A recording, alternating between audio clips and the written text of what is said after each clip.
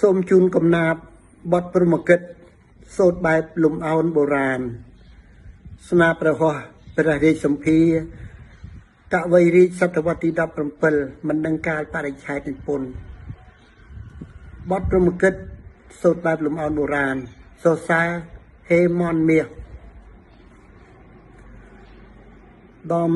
ណែងដំណើរនេះសរសើរគ្រីហេមន់មាសត្រសៀងឯអាកាសសែងសា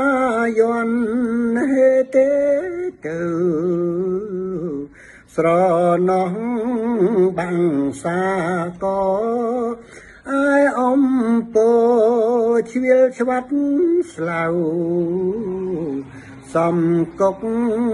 សំកាំងនៅសងសូសៀន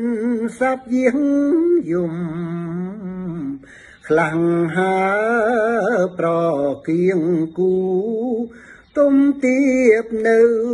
ទ្រង់ទ្រាយសំខ្លាំងសសិតស្លាប់ទុំ